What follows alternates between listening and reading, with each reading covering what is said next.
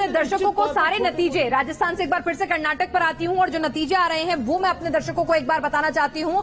आपको बता दें इस वक्त की बड़ी ब्रेकिंग न्यूज आपको दे दें। 114 सीटों पर कांग्रेस आगे चल रही है, 75 पर बीजेपी, जेडीएस 28 सीटों पर आगे चल रही है। अन्य के खाते में भी यहां पर 6 सीटें जाती हुई दिख रही हैं। और चुनाव आयोग के आंकड़ों की बात करें तो वहां भी कांग्रेस जो है वो 100 का आंकड़ा पार कर चुकी है। और वोट परसेंटेज की बात करें तो वोट परसेंटेज में भी कांग्रेस 45% के आसपास वोट परसेंटेज लेकर जा रही है। तो यकीनन यह आंकड़ा अगर ऐसे ही टैली बढ़ती रही, अगर यही वोट परसेंटेज रहा आगे भी चलकर, तो यह आंकड़ा 115 तक नहीं सिमटेगा बल्कि 125 को पार कर जाएगा, ऐसा विश्लेषकों का मानना है। यासर हमारे साथ इस वक्त जुड़ चुके हैं, मोहित राज दुबे भी जुड़ चुके हैं और हमारे साथ मधुरेंद्र भी हैं। मधुरेंद्र के पास पहले जरा दिल्ली में कांग्रेस दफ्तर में क्या हलचल शुरू हो गई? जश्न तो नतीजों के पहले ही शुरू हो गया था, लेकिन क्या बड़े नेताओं का आने का सिलसिला शुरू हो गया है?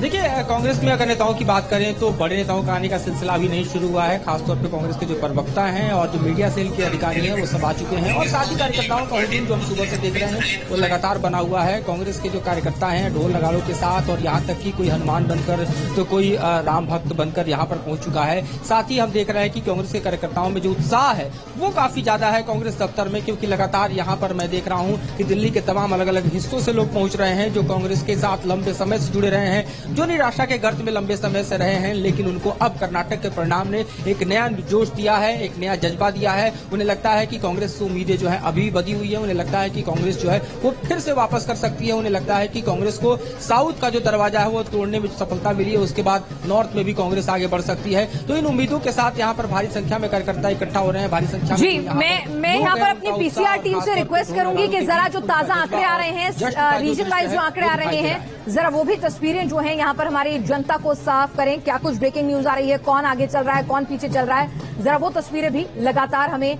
दिखाएं।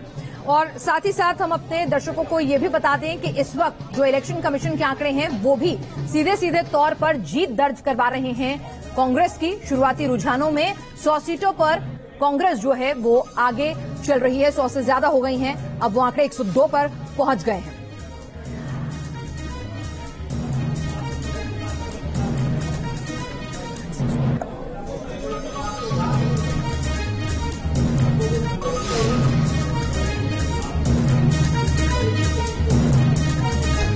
चले इस वक्त की बड़ी खबर, कर्नाटक का किंग कौन जनता ने तय कर दिया है और हमारे सामने आप टैली देख पा रहे हैं। यहां पर जो बीजेपी के खाते में अभी अगर हम बात करें तो 19 सीटें, किस रीजन की हम बात कर रहे हैं, कित्तूर कर्नाटक की हम बात कर रहे हैं। वहां पर आपको बता दें कि कांग्रेस वहां पर बढ़त बनाए हुए है, 29 सीटें कांग्रेस को यहां पर मिल रही हैं। बीजेपी के खाते में यहां पर नुकसान हो रहा है सीटों का और अदर्स के खाते में यहां पर सीट नहीं जा रही, लेकिन जेडीएस यहां पर 2 सीटें बढ़ाने में कामयाब रही है। साथ ही अगर इसके बाद हम बात करें अदर्स की, ये थोड़ा धीमे धीमे ग्राफिक्स आ रहे हैं, जैसे कि मैंने आपको कहा कि अदर्स के खाते में एक भी सीट नहीं आ रही है। इसके बाद अगला नंबर जो है कोस्टल कर्नाटका। कोस्टल कर्नाटका जो है उसके नतीजे जो हैं वो चौंकाने वाले हैं। यहां पर कहा जाता है कि बीजेपी का हमेशा दबदबा रहता है और बीजेपी सबसे ज्यादा सीटें ले जाती है, वो तो हो रहा है, लेकिन कांग्रेस ने भी अपने लिए एक अच्छी बढ़त वहां पर बनाई है। अभी 13 सीटों पर बीजेपी आगे चल रही है और कांग्रेस जो है 6 पे बढ़त बनाए हुए है। और जेडीएस के खाते की अगर हम बात करें तो वहां पर अभी एक भी सीट नहीं जा रही है। तो कित्तूर कर्नाटक में बीजेपी 18 पे सिमटी है, 29 पर कांग्रेस और जेडीएस 3 पर।